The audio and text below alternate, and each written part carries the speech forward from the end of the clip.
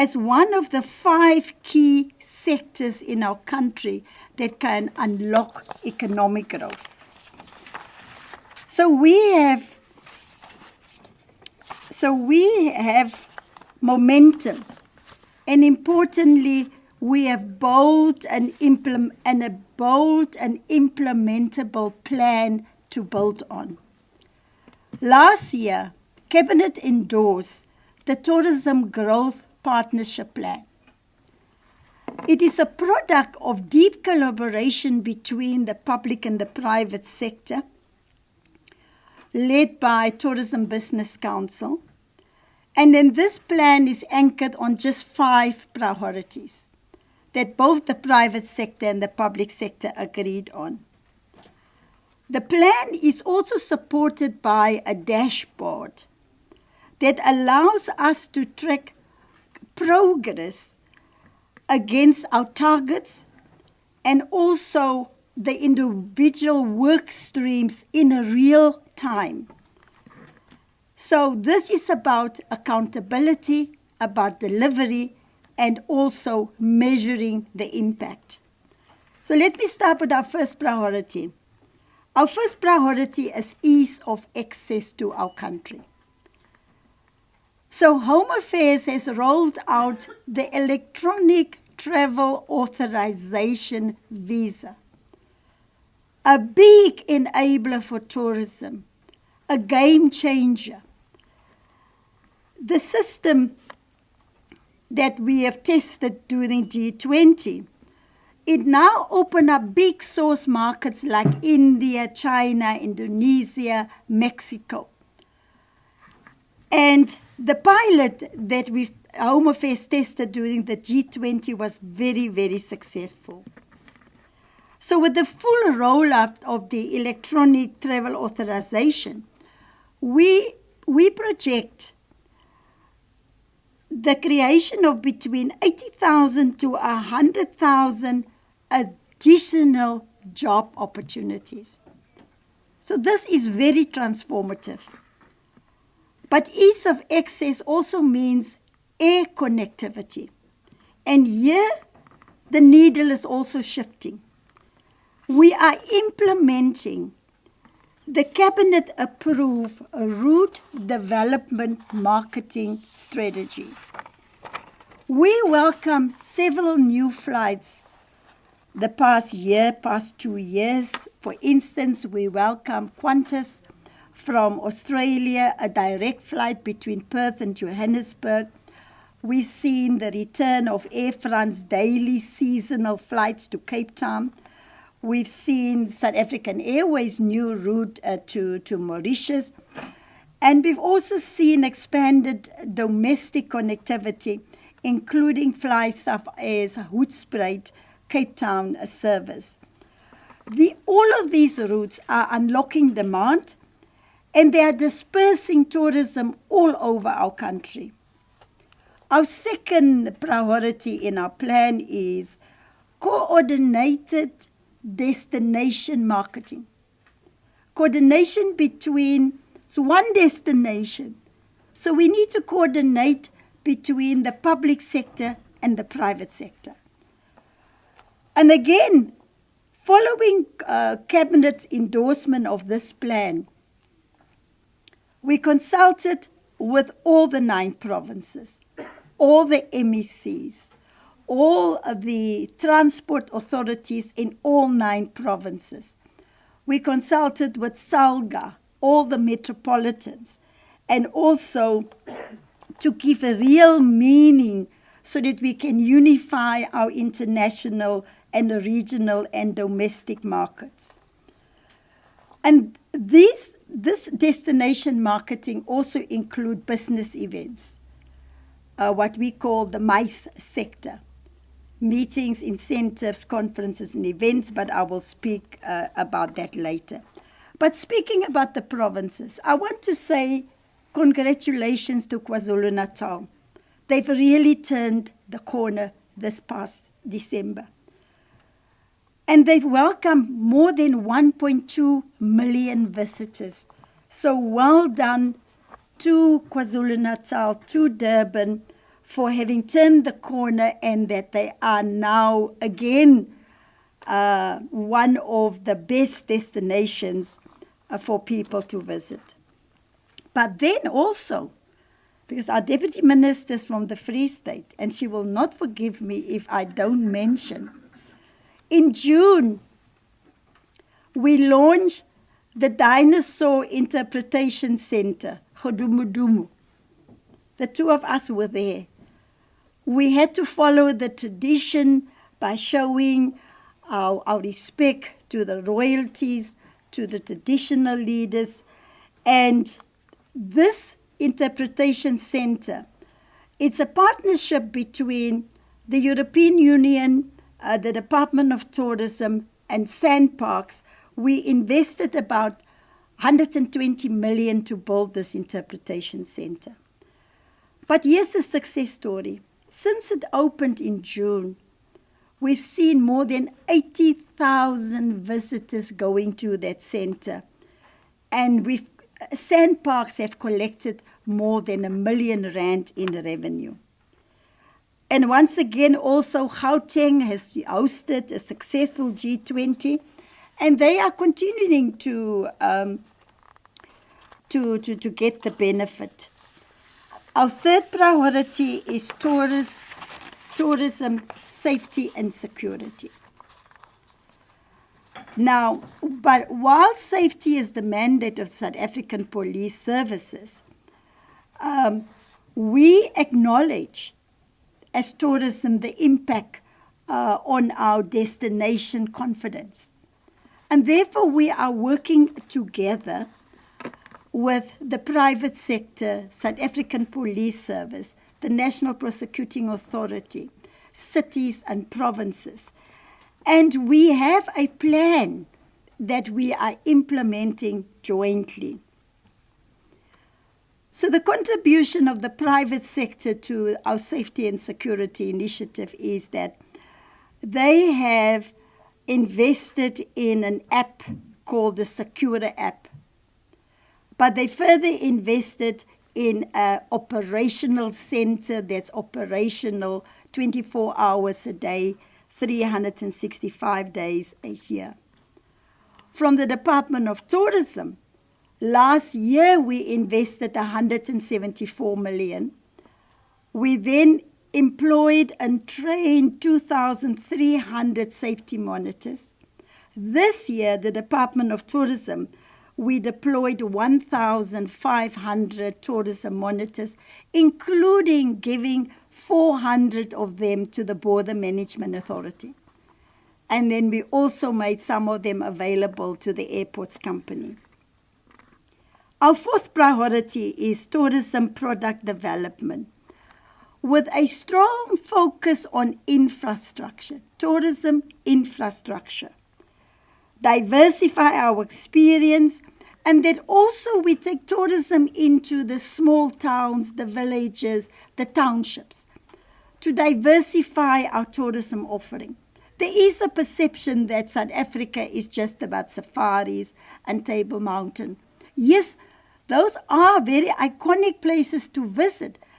But what we are doing now is that we diversify our tourism offering and take it across the whole of South Africa. And therefore, we have hosted, in a direct response to the need for infrastructure, tourism infrastructure, we hosted our first tourism infrastructure investment conference last year. And it's not just about new infrastructure, it's also about maintenance of our existing infrastructure. We have got a number of UNESCO recognized heritage sites, and we have to look after them so that we can maintain that status. And in our first inaugural investment summit, we then produced 8 bankable projects from the private sector and from the public sector worth over 1 billion rand.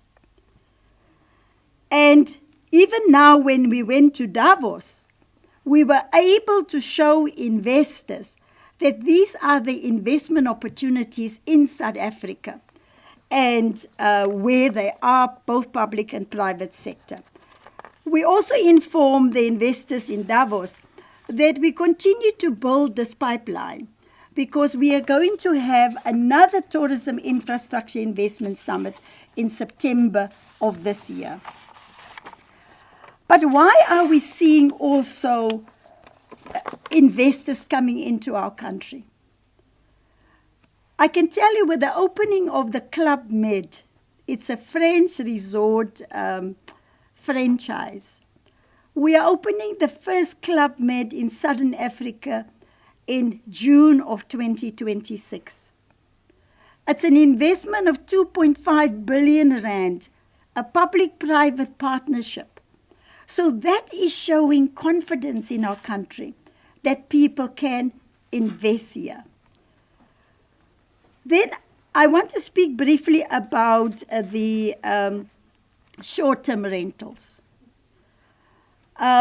Yes, it is something that's beginning to be debated and discussed in South Africa. And therefore, I am starting a consultation process and have initiated, as the Department of Tourism, a short-term rental code of good practice.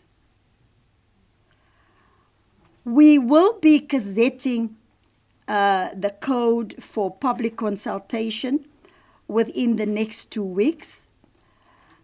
We will also have public participation engagements. We have to engage with the major cities in our country because some of the short-term rentals is also legislated by bylaws. We will engage with the Short-Term Rental Association. We will engage with Airbnb.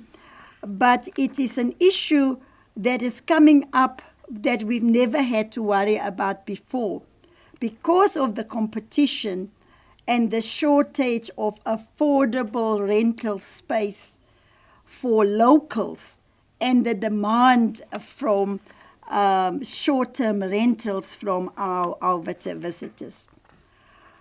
On job opportunities,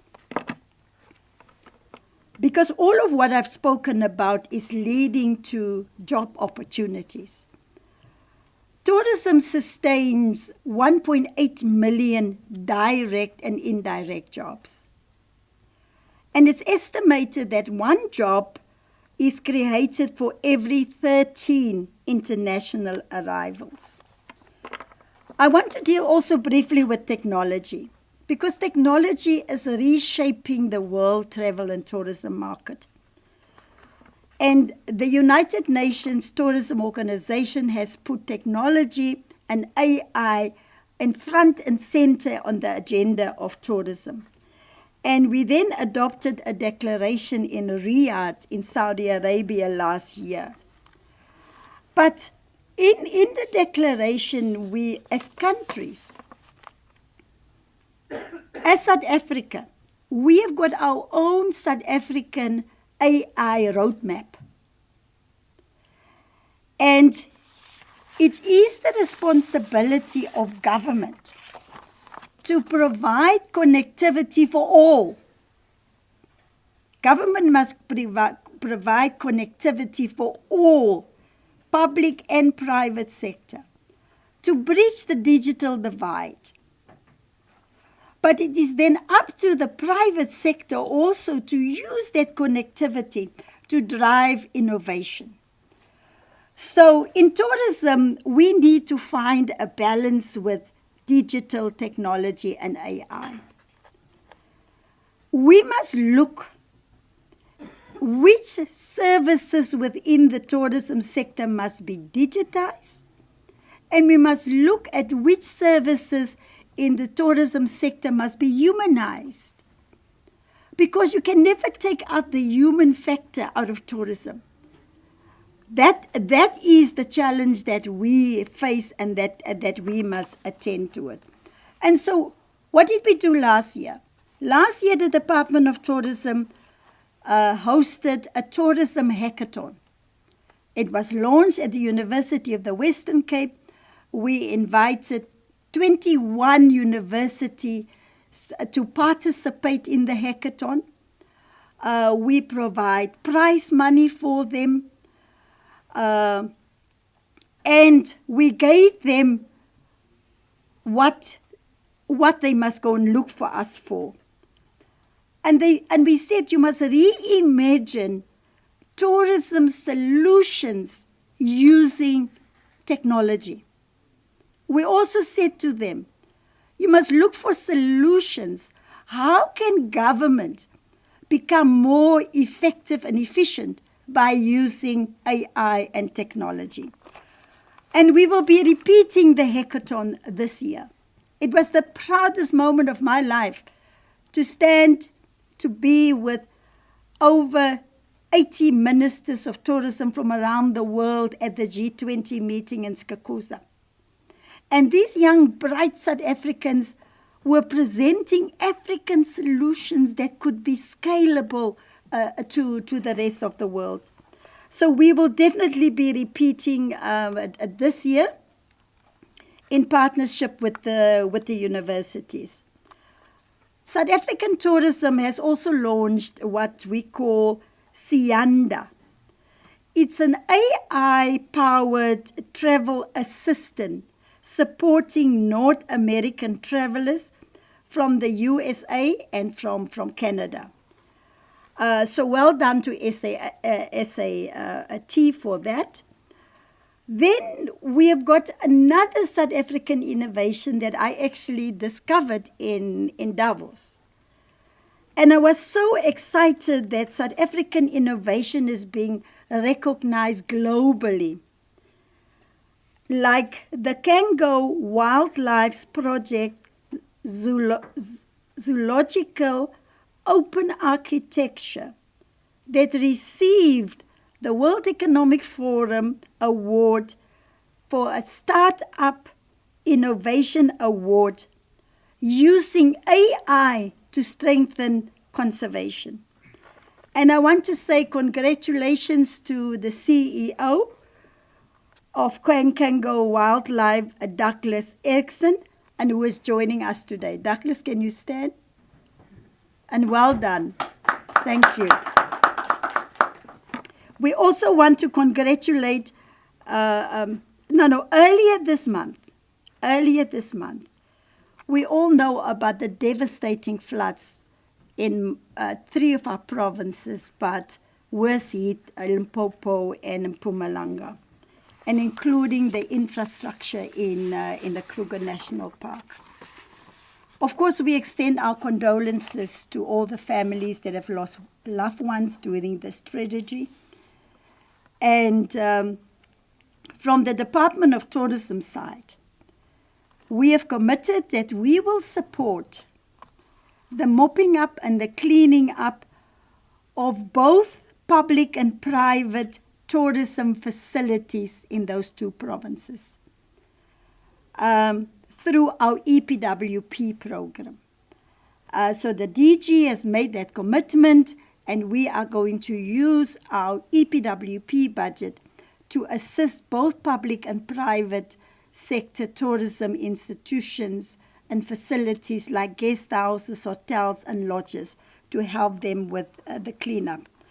We've also seen that Sandparks has also launched the Recovery Fund to mobilize broader support. Business events is also underrated within the tourism sector. And today I want to share with you that just one business event that the impact and the influence of it was during G20.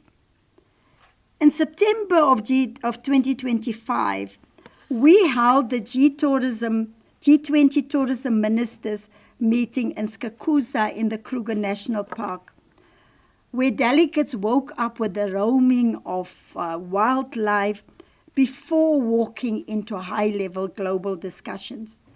And this is our competitive edge. So following the success of G20, the World Economic Forum will also host now a special Davos meeting in South Africa next year, 2027. And that is a significant endorsement of our capability and our credibility in the world. Also previously known as Spring Davos, this two-day gathering will mirror the World Economic Forum in Davos, and it's a meeting that will bring together heads of states, policy makers, captains of industry. So the maize sector has shown strong returns and delivery in our country. To give you an example, in the current financial year, because we have to bid to host these events, and therefore we've got our own South African National Convention Bureau, and the CEO is here today. And then we invest, because you must invest to make money. So we put in 95 bids for the current financial year. And we have secured 51. And the value of those events that will add to our economy will at least be 894 million rand. And what we will do later in the year, we will publish all of these successful bids that we have won, because then you can see it spread all over the country, not just in all of the major centers. But in government, we invest in our own business events. And there are two major business events that government invest in every year.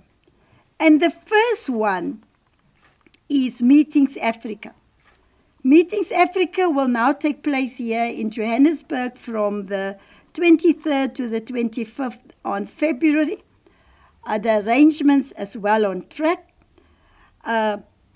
Because our experience from Meetings Africa of 2025, it generated 690 million rand. And it created 1,200 jobs. For Meetings Africa, the exhibition management company has been appointed. And when I checked on the 23rd of January this year, we have already had received confirmation of 659 hosted buyers applications, and 207 of those buyers have been vetted and have been confirmed. Now, last year, we also host the Africa Travel in Durban. We will be hosting the African Travel Durban again in Durban between the 11th to the 14th of May. The contribution to the economy last year was 610 million. I want to speak a bit about South African tourism, the entity of the Department of Tourism. As part of strengthening the governance of SA tourism, the new board has completed the process and has appointed a chief financial officer, a chief audit executive, and also a chief convention bureau. So all of those key positions have been filled, and it will certainly strengthen the governance within SAT. Then we also received a resignation from Mr. Daryl Erasmus, who is the Chief Operating Officer, as well as the resignation of the Chief Marketing Officer, Ms. Tembi Slosho. Thank you, dear. Then to brief you also on the Chief Executive Officer remains suspended pending the finalization of a disciplinary process. And the South African Tourism Board continues to prioritize oversight of government while also supporting the management of SAT on their operational capacity. So already work is underway and has started to expedite the filling of these vacancies, of the recent vacant executive positions, in accordance, subject to all governance processes and also the approved recruitment framework. So the advertisement for the Chief Marketing Officer and the advertisement for the Chief Operational Officer will go out by the 1st of February. And we hope to complete the process by the end of February, early March. Now, before concluding, I also want to extend my appreciation to content creators and creators who are all the time amplifying South Africa's story globally. And for you who spend a lot of time on social media, you will know the kind of material, content that they are producing around our country. So I want to thank the team that was behind the American Gamer, I Show Speed, viral South African tour, which was viewed by over 10 million times. 10 million times. And they are also in the room with us today. And I heard that he wants to come back to make that happen again through content creation. And that shows you how we can use digital technology.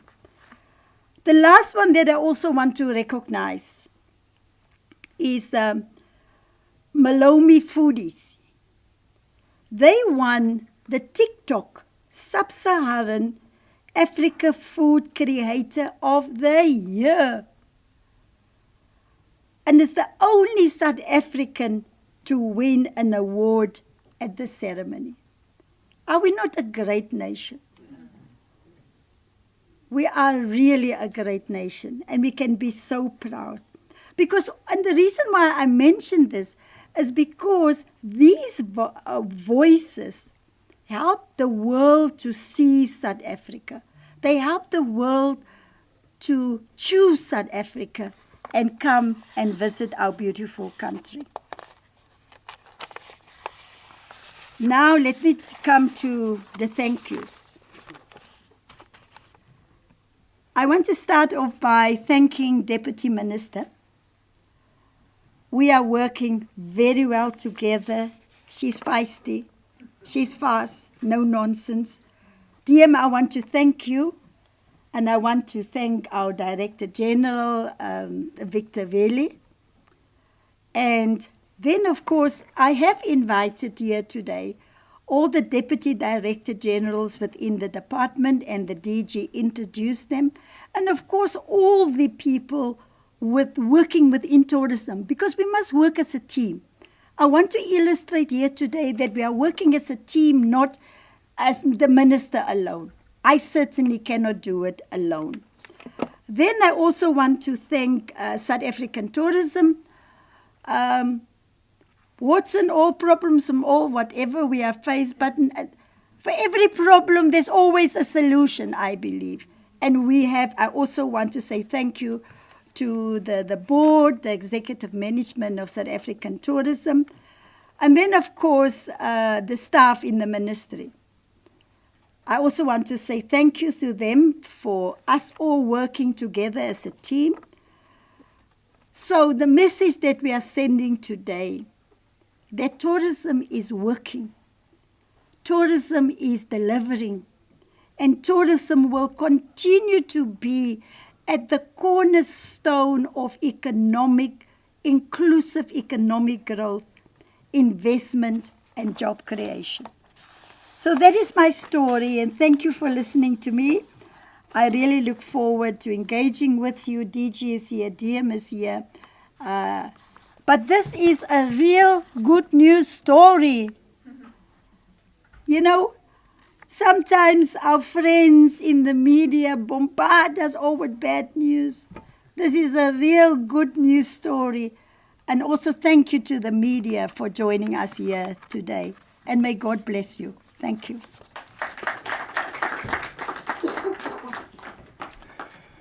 Thank you so much, Minister. So there you have it, guys. We've been able to break through those 2019 figures. So it is a big deal for us as the tourism sector. And the Minister always speaks about her targets that she needs to reach, about 15 million international arrivals by 2029.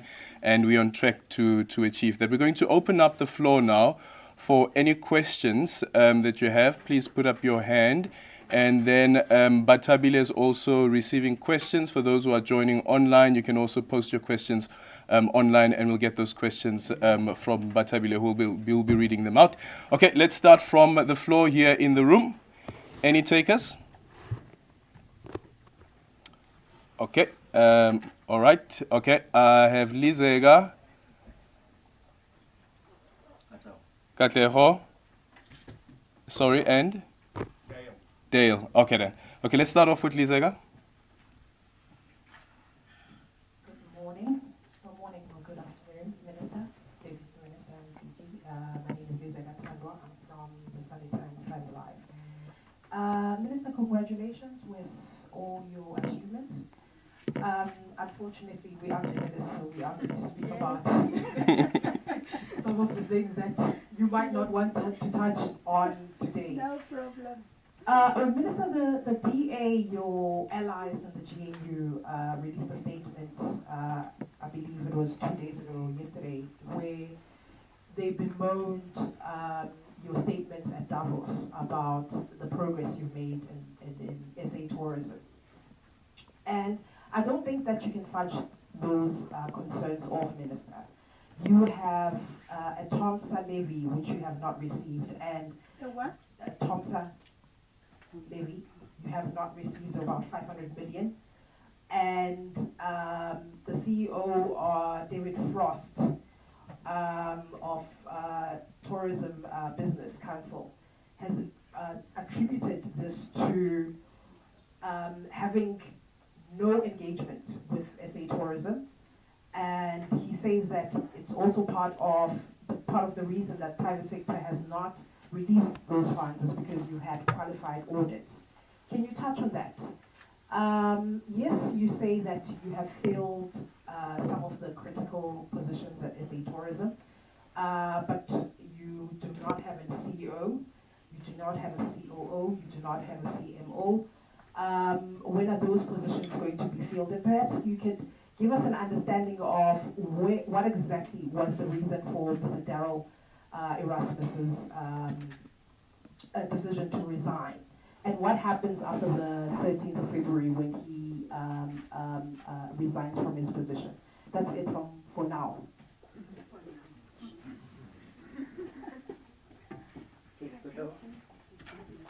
Good afternoon, Minister. Good afternoon, colleagues. Katla Rodi here from the SABC. Mine would be around the adverse weather conditions. We've seen how they've really impacted various of these industries, the floods affecting Kruger National Park and the tourism economy.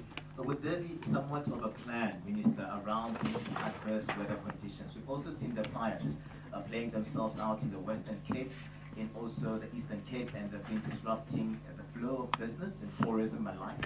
What would be the plan around this, especially to avoid somewhat of a repeat of COVID-19 that seems to catch most of these industries off guard when that happened? Another one would be around the air traffic navigation services, ATNS. I'm sure you've seen the challenges there going into the G20 and also going into the festive season, whereby there were components that were not in order. They've since committed. We've seen the CEO there even removed from her position. She had been undergoing in somewhat of a misconduct issue that has been happening there. What would be the plan around the ATNS, looking at it not disrupting the work that you've been doing over time, and your reaction to some of the things that have been happening at AXA and at ATNS alike? Thank you. Okay, and then Dale. Thank you very much. Dale Hess from Tourism Update. Thank you, Minister, for all the updates. It is indeed very positive news that we have breached those figures. So, yeah, some great initiatives happening, definitely. I just wanted to touch a bit more on Meetings Africa. You mentioned that things are on track. However, private sector associations who I've spoken to have voiced serious concerns that things are not on track.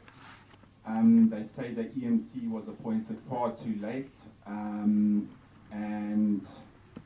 that's especially concerning when a similar problem was experienced last year with Meetings Africa, which affected the show.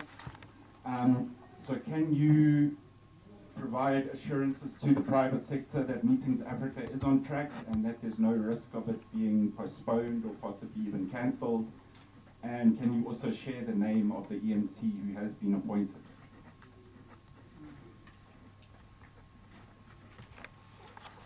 And I also just wanted to touch on what the Sunday Times journalist said about the private sector's loss of confidence in terms of not handing over the TOMSA levy funds to South African tourism, and what this signals about the private sector's confidence in South African tourism at the moment, particularly considering all the vacancies at the organization. Thank you. Can I go? Let me start with the last question first of Dale. Dale, the issue of the TOMSA levy has been resolved last year already. The portfolio committee requested the minister and the deputy minister to meet with SA Tourism, the Tourism Business Council, and TOMSA. And we did have a meeting. And before I met with them, they had put together a joint destination marketing plan, TBCSA, SAT, and TOMSA. And they had agreed that that joint plan that they have put together, that money will be used to fund that plan. So the money is not lost to the sector. The sector came up with a plan how to spend that money. And that happened last year already. Also, in terms of the TOMSA levy, the chairperson of the board of the Tourism Business Council, Mr. Jerry Mabena, he also put together a marketing committee from Tourism Business Council and a marketing committee from SAT. And again, they are working together so that we can bring destination marketing together. You must remember that as government, we put in 1 billion rand to market South Africa as a destination. The private sector put in 30 billion. So now that they are working together, we can become a bit more aggressive in terms of marketing the destination. So that's the outcome of that. As you know, I don't deal with supply chain management issues. And I will not be able to tell you who and which company was appointed. That sits with the fiduciary duties of the board. But when these allegations came out about us not ready to host Meetings Africa, I did make inquiries through the board chair. And I did receive a report that the agency was appointed. I don't have any further information because I don't interfere into supply chain management issues, but I have requested for the board to give me a report of the rollout, because it's February, it's a month from now. So I've asked for a report about the rollout and the preparations for Meetings Africa. Then, so I've answered the levy issue. Let me come to the Sunday Times. And I know, I was saying tongue-in-cheek that, I like balance. There's some good news, but I was not saying don't ask about the other issues. You're perfectly right to do that. Well, first of all, the Deputy Minister and myself, we are accountable to the Portfolio Committee of Parliament. And they will from time to time give us their program and say, come and brief us on this, come and brief us on that. And we regularly brief the portfolio committee. Now, in terms of the one of the, let me say, allegations that the Meetings Africa is under threat and no service provider has been appointed, I've just responded to that to say that, in fact, a service provider has been appointed. I've responded to the tourism levy. That has been resolved also. And then, of course, the issue around the positions. Now, I cannot get into, I can only tell you what I've seen in the written letter of resignation of Mr. Daryl Erasmus. He stated that he has got better opportunity or he's got a better job, I don't know. But there was nothing in his letter that say, I'm resigning because of this and that. He just said that he has found better opportunity. Regarding the CEO and the CMO, I've just reported to you now that already the process has started, that the advertisement will go out on the 1st of February for the COO and the CMO. And then they normally have an outside agency or panel that help them with the recruitment process. But they have put a deadline that the process of recruiting the CMO and the COO must be concluded by the end of February, earliest the first week in March. On the CEO, I've also reported that the disciplinary process has begun. And again, I don't interfere there because I need to get a recommendation from the board. And I do know that the board has set the time for themselves to conclude this whole DC process also by the end of February, early March. What was the other one? Private sector. The impact of inclement weather from... No, I'm coming to that when I was just looking at Sunday Times. Yes. What I also want to say is that people must understand that no organization runs on the basis of one person. If you drop dead tomorrow, the organization must continue. If people resign tomorrow, the organization... So I think it is wrong to read into this, that this organization has come to a standstill. Again, if the members of the portfolio committee can follow the reports, the DM and myself go and give them quarterly reports of every quarter. We have given the portfolio committee Q1 report and Q2 reports. In Q1 report, SAT almost had spent I know it's over 95% in the first quarter. Their second quarter performance report was even better. Then we, of course, all government departments, including entities, at the beginning of every administration, government, all departments, we have got what we call an annual performance plan, approved by Parliament, approved by Cabinet. So when somebody is not there, we've got a plan that we implement. And continuously also, we also have the medium-term development plan, a 5-year plan. So we get measured in terms of the implementation of existing approved government plans. So I want to assure everyone that I've got confidence that the board that I've appointed in the interim, that they're doing the best. In terms of appointing a new board, we have advertised last year. The advertisement closed on the 5th of December.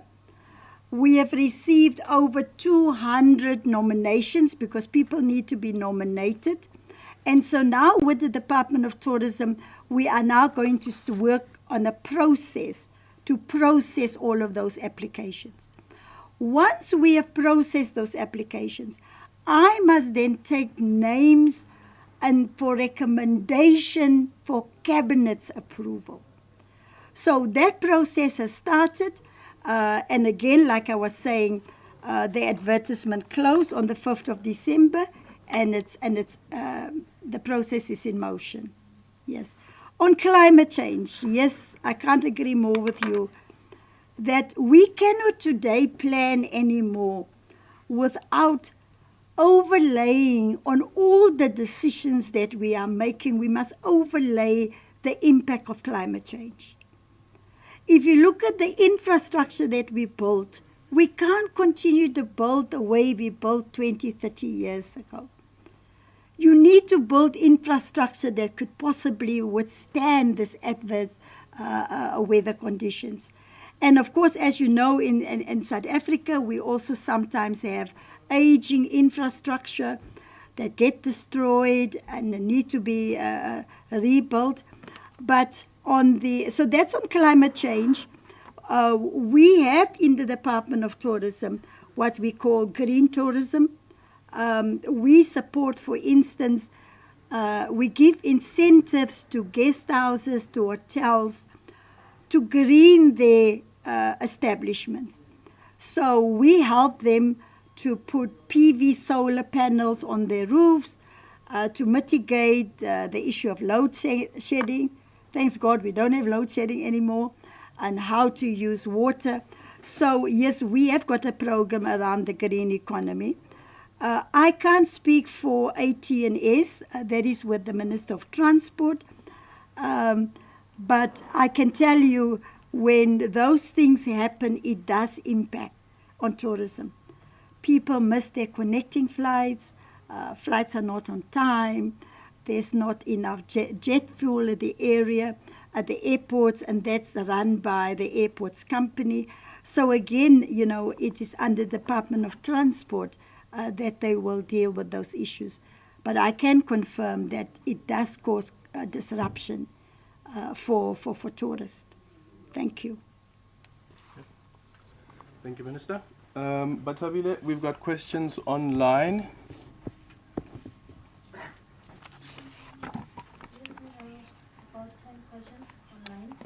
Okay, can't hear you.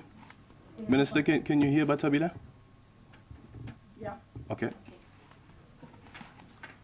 First question is from Xian Sun, representing China News Services. Minister, last year South Africa introduced the TTOs for the Chinese and Indian markets. Against the backdrop of the 2026 China-Africa Year of People-to-People exchanges, what new and concrete measures will the South African government introduce this year to further restore and expand Chinese tourism to South Africa? Next questions are from Marvin Charles, representing News 24. Minister, 6 years after your department began drafting regulations for short-term rentals, there is still no national framework. While the entire neighborhoods in Cape Town are being hollowed out into holiday lettings, driving up rentals and pricing locals, especially young people in entry-level jobs, out of the rental market. At what point does this delay becomes a policy failure, and will you commit to a clear deadline for regulating Airbnb and protect long-term housing without killing tourism? And are you concerned about it, especially given that it is fueling a housing crisis in Cape Town? These questions are from Mudiba Mudibe, representing Inside Factor. Minister, your department has been in the news for many wrong reasons. Example, abuse of senior women employees, but you seem to defend the DG. Why? Why is the Department of Tourism CFO, and why has she been booked off indefinitely? Second question. The DG has had his contract renewed after he spent over 10 years in the position.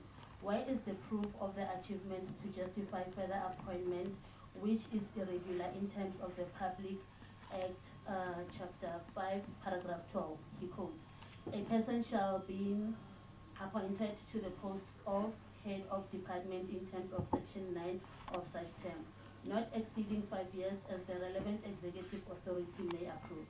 Have you concurred with the extension of his contract for the third term? Third question. We are informed the public protector has been investigating a number of irregularities and complaints against the department. Example, tourism monitors tender irregularities, yet your implicated evaluation committee chairperson is still in position and making decision on critical matters. Why? Fourth question. Why is the Department of Tourism using the same old excuse about taking disciplinary action against certain managers without any evidence of the outcomes of these processes? Fifth question. SAT's investigation by the SIU was proclaimed and required in law. Why did the Department of Tourism jump into the same processes without a presidential proclamation? Is the DG allowed to proceed without your concurrence and support? Question number 6. The department is running a I think maybe that should be the last one from him. That should be the last one from him so that we can go on to other people. I'm sorry. The department is running a program called Tourism Monitors worth millions of rands. Recently, there were newspaper article of tender irregularities implicating on the senior managers who was chairing a bid evaluation committee. The said individual even admitted to knowing the owner, even though he failed to declare that, of the company that was awarded a tender irregularly. It is alleged that the senior manager has since been promoted despite this allegation. And it is also said that he was again in charge of the chairing of the bid evaluation committee for the next phase program for tourism monitors. Why is this individual allowed to still be in charge when your department is notorious for always suspending people at a go and conducting lengthy and ending disciplinary procedures? We have just one last question from him. Sorry? Is that the last person? Yes. And no more questions after that? Yes. Okay, Minister, I think you can come up. Sure, you can go ahead. Okay. Still on the same program, are you aware that your department conducted interviews for potential candidates over 3 months ago and issued appointment letters to those beneficiaries? And later that 3 months later, most of the appointed individuals are still at home without any work or training, and that they are now being asked to complete registers and submit to the department so that they can be paid. So, Minister, your senior managers are willing to go to any lengthy to flout the EPWP rules just so they can pretend like the program is working. Some kids have been contacting us as media, and what are you doing? What are you going to do about this? Thank you. Are you finished? Yes. That came from News 24. No, it's Mudiba. From Inside Factor. From Inside? Factor. Inside Factor. Oh, Inside Factor. Let me just give the context of all of those things that you've asked. Because the DG and myself and the DM, we know exactly what you are talking about. This is the context. There are 3 employees in the Department of Tourism that have raised these allegations for the past 2 years. And every time they're adding on to it. In 2024, when there's an allegation against the DG, I must get the delegation from the president to act. The president responded by saying, Minister, do an investigation about these allegations, and then you come and give me a report thereafter. through the office of the state attorney, we appointed a senior counsel. And the senior counsel started the process to investigate all of these allegations. The 3 complainants, and I think maybe we should make that report public because they keep on repeating the same things. The very same repeat what you are, that you spoke about here now. It's exactly what, so we know what it is. Then when the senior counsel started meeting, the senior counsel introduced him to the complainants. The senior counsel was introduced to me by the state attorney, and they went ahead. Almost 1 year, the senior counsel asked the complainants to come and give their evidence. You know, they didn't even want to participate in the process of the investigation. They refused. They sent me a letter to say, and to the senior counsel, we are not going to participate. They couldn't back up most of these things with evidence. So they had the opportunity to come and bring the evidence about all of these allegations for it to be tested. An allegation remains an allegation until it is tested. And after almost a year of struggling with them, I finally had to close the chapter, and I then sent everything of the senior counsel, everything that I've done, the recommendation of the senior counsel to the president. Because at the end of the day, Director General's report to the president. So now they are abusing a media platform to raise this rubbish, that they cannot come forward and give any streak of evidence for it to be tested. And so now we will release the report on these allegations that they are now even adding on and adding on. For the record, the Department of Tourism received 2 clean audits consecutively. 2 clean audits. So the AG didn't pick up this nonsense. 2 clean audits we receive at the Department of Tourism. So I'm going to ask on those staff members to stop trying to mislead the public by giving them allegations that they don't have evidence and that has never been tested. The DG and myself and the DM, we are happy that we have received another clean audit this year. So I'm not going to go into all of those details. An abuse of seniors, they've been repeating the same things. But we make it a point, DG, that we release that report now, so that the public can see the truth. You know, the truth always survives. And then let me come to short-term rentals. I just had whispered in DG's ear now about the 6 years of drafting regulations. As before my time. And DG confirmed that somewhere in 2019, there was a bill, and I don't know what happened to the bill. Honestly, I didn't know about it.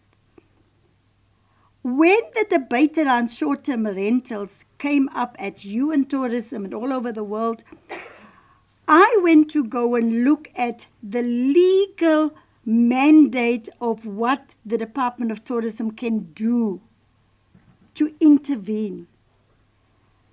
And we looked at the Tourism Act of 2014, and I think it's Section 5 or Section 8 of the Tourism Act.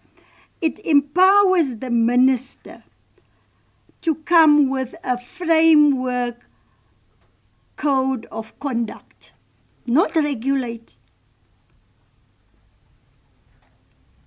So I must now go back, and maybe DG can speak to it because he's going to answer some of these things. I have to go back and look at this bill of 2019, I've not seen it. If it has been a bill, it must have disappeared somewhere in the parliamentary processes. But I will definitely go into look. But I will be proceeding with gazetting this code in the next 2 weeks. On the SAU proclamation, again, there's no SAU proclamation for the Department of Tourism. There's a SAU proclamation issued by the President 2 months ago for South African tourism. And I was the minister who wrote to the President to ask for a proclamation. Because of all of these allegations in SA tourism, the President approved a proclamation to investigate South African tourism for the past 5 years, up to 2025. That's in the proclamation. The SAU has already come to SAT. They had to sign an engagement letter. They had to inform all the staff members to give their full cooperation with the SAU, and the SAU has already started that investigation. The reason why I asked the President for a proclamation is that you find that when people are found to have done wrong, they resign. And then you can't do a disciplinary. Or you can't proceed and even trying to recover if money that might have been lost. But with the proclamation, whether you have left the organization, through the SAU can still pursue you criminally or civilly, and that's why we've got the proclamation. But there's no SAU proclamation for the Department of Tourism.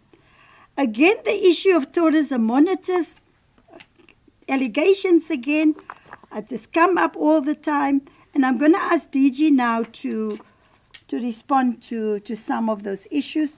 And maybe I can just quickly respond to the trust, DG. The Trusted Tour Operator Scheme came in February of 2025 for China and India, but 65 tour operators were appointed from both countries and from South Africa, and that has eased the burden of applying for visa.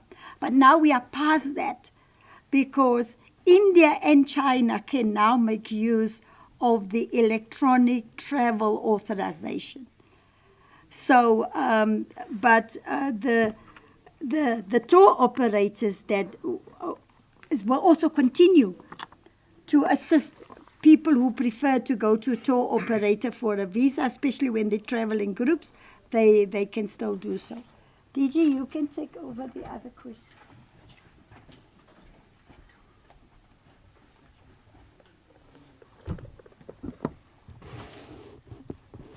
Thank you, Minister. I want to start by saying that even those that are, Minister, that are at the helm of the organization, they remain human beings. If you scratch here, what comes out of me is blood. I have a heart.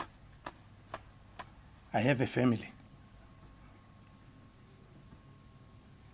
And I'm starting there because when things are thrown, not sticking, thrown and not sticking,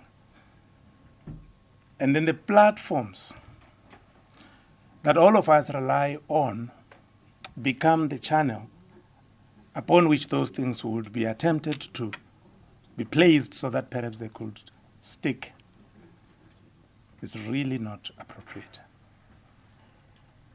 I'm going to say, what I'm going to share with you, it will be guarded, and I'll tell you why.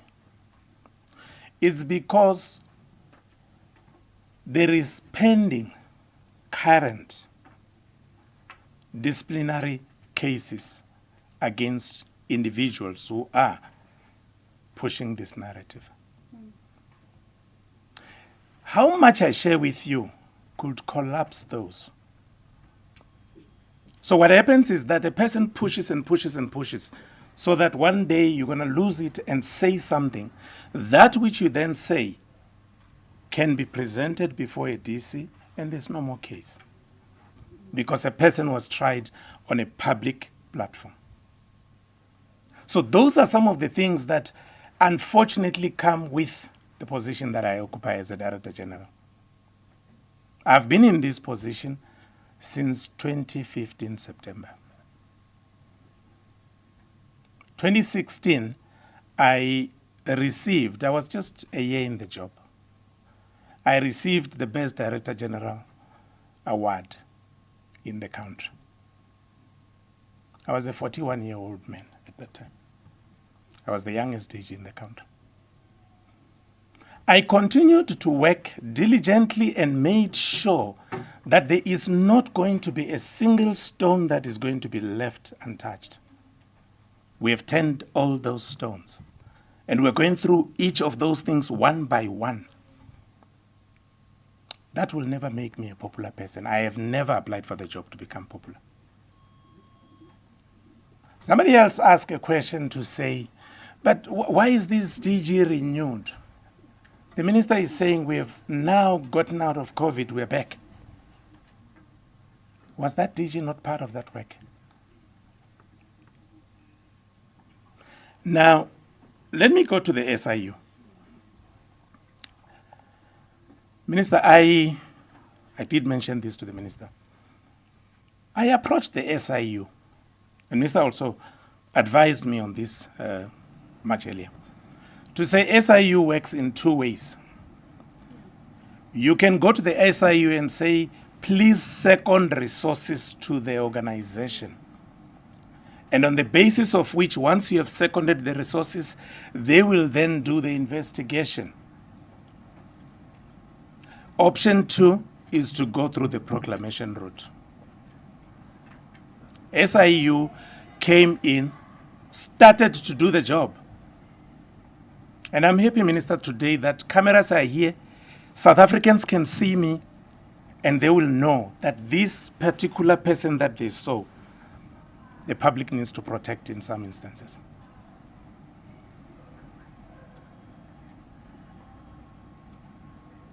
So when I brought them in, gave them the terms of reference to say, we have fruitless and wasteful expenditure. The fruitless and wasteful expenditure, some of the media houses may not know. 2018-19, it amounted to more than 100 million rands. That's what I'm fighting. You take people to the DC, they take you to court.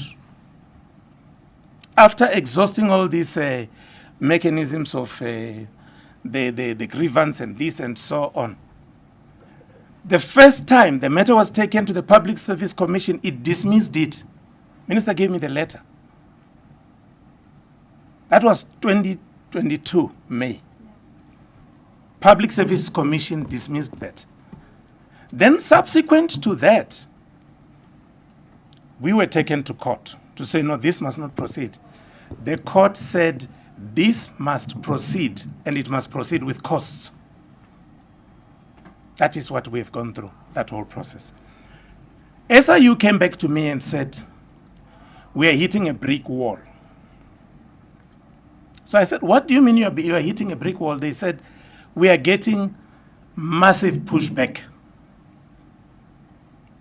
So I said, what should I do? They said, you can write to us to request that we consider a proclamation, and I've done that. Now, I'm not involving Minister in that except to inform her, because these are matters of the accounting officer. It's about fruitless, wasteful, and irregular expenditure. I really need South Africa to know this. South Africa must know this. Sometimes you get things that are posted to some online platforms that you don't even know what it is. The DG is using the driver to take his child to school and all that. What on earth? And I'm saying these things because out there, as matters of news and so on go out, people don't have these nuances that I'm actually sharing as I'm speaking to you now. I'll give you another one. On the monitors, there are people going through the DC process. Now, as I'm speaking to you, we have charged, and there are processes that are underway. And what had happened there, part of what happened is that there are people, so you have got this departmental bid evaluation, departmental bid adjudication committee that decides who's got the tender and so on. And again, it's important for me to clarify something. As an accounting officer, my responsibilities on procurement are 3. I approve the terms of reference and/or the bid specifications. That's the first job. The second one, I appoint the bid adjudication committee with clear terms of reference that are based on the law. The third one, in the event that there is a deviation to be entertained, I become the person who's responsible for making sure that the deviation is done. That's all I do. Who is appointed, where, what, I have no business in that. If you come to the office and ask me who is doing what, who's doing what, I don't know. I would not. But I will tell you this work is under DDG such and such. And that DDG must own up to the work and show me that this is what they've done. All my years, DDG Malani is there. I've worked with, we've worked for how long now? I don't even know. 20, yeah, back there, she was my chief director, minister. She's now my DDG. Ever since my appointment, the only time that I have had a man working with me is DDG Dr. Ngomane, who was appointed this last year, 2025. Everybody else I work with is a woman. At home, I've got 2 girls. Those are my daughters. And my wife. Those are my 2 bosses. So what is this thing that I don't want to work with women? I don't understand where it comes from. So let's throw as much as we can. Maybe something will ultimately stick. Nothing will. Nothing will. Now, I want to say this. The monitors one, we had a very interesting one. So the bid adjudication committee made a decision, but the name, minister, that was published was not the people that the bid adjudication committee agreed on. Somebody, so you sit, you agree, you decide, but someone goes and publishes somebody else. And other people also went as far as taking that publication and began to engage without a letter of authorization that there's a person who has won, you can comment. Those are the kinds of things we're dealing with. Now, Minister is talking about clean audits. They are a hard bargain, I must be honest. Because you have got to make sure that you go through everything properly. And as you do that, you pick up a lot of enemies in the process. Quite a lot of enemies in the process. Leakage of organizational information and this and all those types of things. They happen because you are actually following up on things. So those are some of the issues. Why am I still here? I'm a qualified professional. I love what I do. And I do it for the South Africans.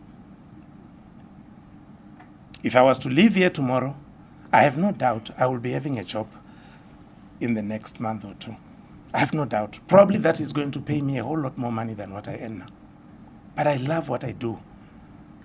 And I want to do it for South Africans. And I will continue to do what I'm doing. And I'm grateful, Minister, for the opportunity to serve for the next 5 years. So those are some of the things, the issues about a DDG sitting in a committee and so on.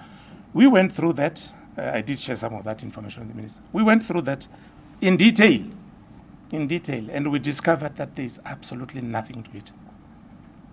It's a smear campaign. So, having expressed myself on those issues that I thought I should actually offload some of them, I do want to also say, part of what the AG has cited in the past 2 years with regards to the outcome of the audit, they say it's largely attributable to the tone at the top. That's what they said. That's what they said. I'll move on to, Minister, I'll move on to the short-term rental and what exactly happened. 2018-19, at that time, I think, Minister, it was amongst your predecessors, I think it was Minister Anikom. When we wanted to go to Parliament, it was just before the time when the fifth Parliament term was coming to an end. So that could not make it in. When we came to 2019 elections, there was a policy shift in approach. And that policy shift meant that we needed to first go back and review the white paper. That's the white paper you finalized, Minister, in 2024. And that white paper now informs the position firmly to say this is what can then be done. And as Minister said, in the coming 2 weeks or so, we will be in a position to actually put that out to the public. I don't know if there is anything else that I have not actually touched on. Adrian? Thank you. Okay, thank you so much, DG. Minister, can I just take one last round? Please be short and brief, guys, because we need to wrap up, and then we're going to break for lunch. So here in the room, we'll start off here. Thank you, I'm Dr. Martha from University of Pretoria, a marketing lecturer, marketing and tourism lecturer. Minister, my question really is more on destination marketing. Looking at the South Africa's destination image and the events that happened last year in terms of negative narratives in the media, both local and international, what would you attribute this success of having 10 million visitors plus? What would you attribute that to? And also, what, in your understanding, what would be the key things that are really responsible in terms of attracting these over 10 million visitors? Thank you. Okay, thank you so much. Dr. Mafa, okay, over here. Hi, my name is Leroy Jason from LRJ Productions, a group that curated I Show Speed's stay in South Africa. You know, we love the work that you do, Minister, and your department. I think it's one of the strongest departments in our country. We congratulate you guys on the numbers that you've shared today. Just some questions. I've got 3 questions very quickly on the culture. You know, South Africa is obviously one of the richest, rich and diverse cultures in our continent. How is tourism sector ensuring that the culture is not just showcased but respected and preserved? The second one is, how do we move beyond just wildlife and luxury travel and trying to position culture as a core tourism pillar? And then I think also just for the future, in your perspective, what is the long-term vision for cultural tourism in South Africa? Okay. All right, Minister. I think we can then answer those questions and then we wrap up. And just a follow-up from Mervyn is on the short-term rentals, whether there is a clear deadline regulating Airbnb to protect long-term housing without killing tourism, and also if Minister is concerned about the effects that it's having on the housing crisis in Cape Town.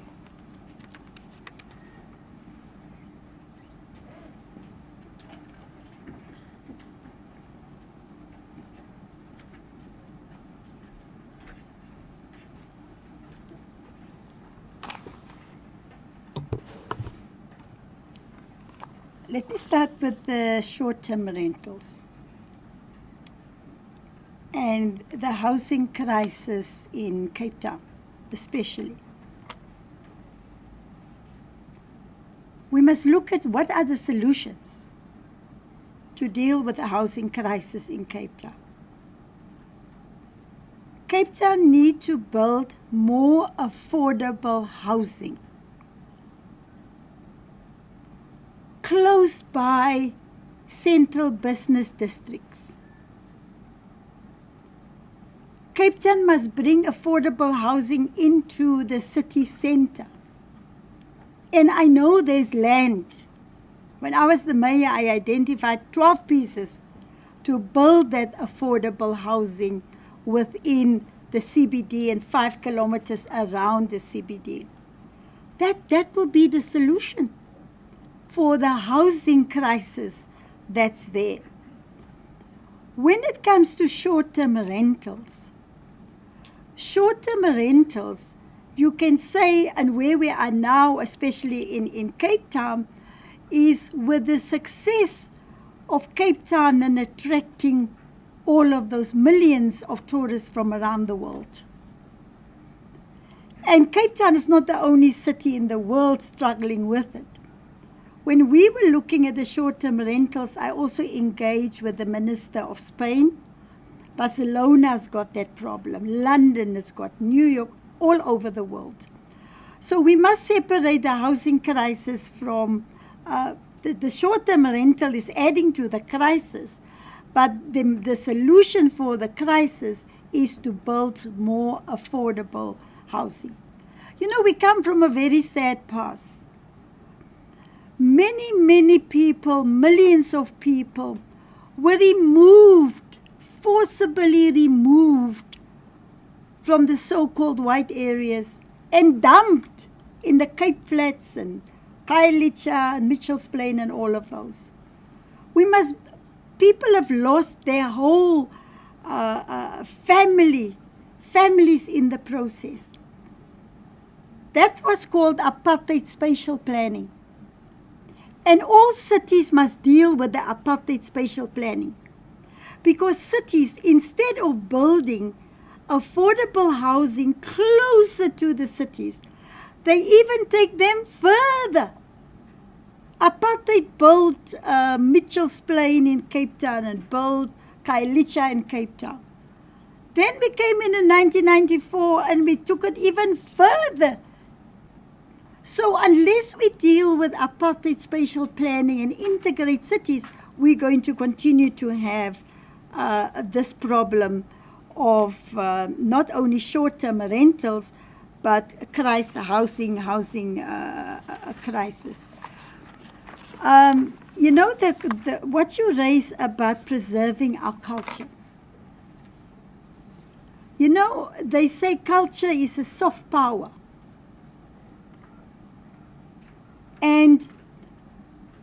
Or if you look at our performance internationally, because when we get an Amapiano that hits the world stage, it's South African culture.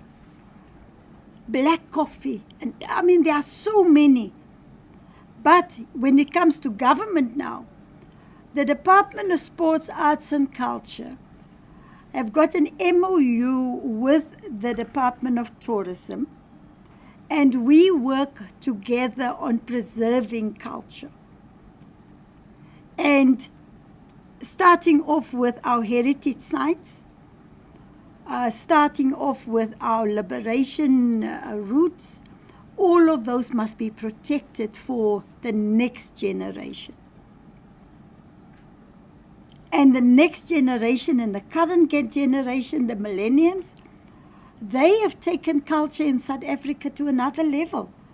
It is there, my brother. Nobody will ever be able to destroy our culture as Africans in South Africa. The question about what did we do to improve or to get to the numbers where we are today, government cannot do it alone. Partnership with the private sector. That is part of the big success. To say there's one destination, one South Africa that both public and private sector promote and market across the world. Let's work together. So that collaboration has paid off. We've also, in government, have the reforms through Vulindlela in the presidency reform, the visa system that has led us now to the electronic travel authorization. Cabinet also recognized that we are a long-haul destination, and therefore Cabinet approved the route development marketing strategy. So it's not by coincidence, it's by design through the policies of government that we were able to reach where we are today. Yes, I think I've spoken the whole day. Dean must say something and Dean must close. Dean, come close for us. Thank you so much for the engagement. We plan to do quarterly engagements now, so that we update you about all the events coming. On Friday, we're launching Live Golf on the 29th. Again, tourism has piggybacked on the event to market our destination, to say to the golfers, come before the event, this is what you can do while you're in South Africa. Stay after the event. So we're launching it on the 29th. Then we've got 2 jazz festivals coming up in Cape Town, one in Franschhoek, one in Cape Town. Then in 2027, we are hosting the Cricket World Cup. And we will be hosting Spring Davos. So we will begin to work with arts and culture, and we will give you the calendar of events for 2026. Thank you, Dean.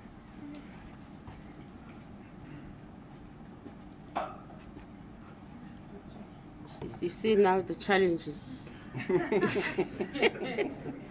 No, thank you very much, Minister, and thanks to everyone here today. Minister, I think you have addressed all the issues that has been raised by our visitors and everyone. And I'm happy that, DG, you also explained the issue of us as your female bosses. And also, even at home, your bosses are female, your wife and your children. And I need also to indicate that even myself, as new in the department, there was a time when I was also engaged in the issues of DG abusing ladies in the department. But I said, she must start with me, I'll deal with him. He must start with me, I'll deal with him. And then he laughed at me when I said that. It's just a joke, that one. I just want to say thank you very much for being with us here today. And thanks, Minister, for explaining everything, especially on the issues of the SAT. Because I know that I told you even before we came here, Minister, I'm sure that you will be getting questions as far as SAT is concerned. And I'm happy that you responded so well to those issues that has been asked here. Thanks very much, and thanks for everyone for supporting this. Thanks a lot. Thank you so much, dear. Thank you so much, Minister, DM, as well as DG. Colleagues, thank you as well for honoring the invitation. Just a quick announcement on the lunch. The lunch will be served upstairs at floor number 1 in the atrium. Amanda Ukona. Amanda, are you here? Is Amanda here? She's outside. Okay, so Amanda is outside. She's dressed in black. She'll be able to escort you to where the lunch will be taking place. Once again, thank you very much. And for colleagues who want to have a one-on-one with the Minister, please come and see me on the side.